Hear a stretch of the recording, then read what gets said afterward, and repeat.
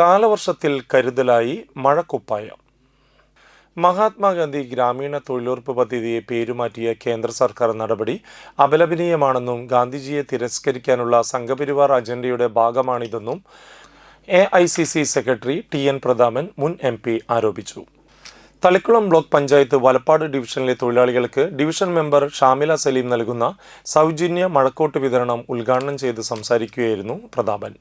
ചടങ്ങിൽ തളിക്കുളം ബ്ലോക്ക് പഞ്ചായത്ത് വികസന standing committee chairperson Shamila Saleem അധ്യക്ഷത വഹിച്ചു. തളിക്കുളം ബ്ലോക്ക് പഞ്ചായത്ത് പ്രസിഡന്റ് രഞ്ജിലഗിരി മുഖ്യാതിഥിയായി. Block panchayat vice president CM Naushad, മെമ്പർമാരായ ഇർഷാദ് K ചേറ്റുവ, ഷോല മഹേഷ്, ഹസീന താജുദ്ദീൻ, DCC ഭാരവാഹികളായ K ദിലീപ് കുമാർ, നൌഷാദ് ആറ്റുപറമ്പത്ത്, വലപ്പാട് മണ്ഡലം president PS Santhosh master, Nattiya മണ്ഡലം president PM Siddique, MA Saleem, ward മെമ്പർമാരായ PA ഷഹർബാൻ, നിസീമ ബഷീർ, മഹിളാ കോൺഗ്രസ് മണ്ഡലം പ്രസിഡന്റ് മെയ്ജി തോമസ് തുടങ്ങിയവർ സംസാരിച്ചു.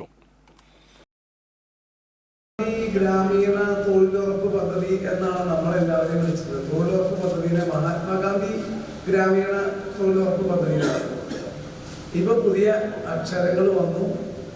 പറയാൻ തന്നെ കിട്ടാത്ത രീതിയിലുള്ള, പറയാൻ ബുദ്ധിമുട്ടുള്ള വാക്കുകൾ വന്നു.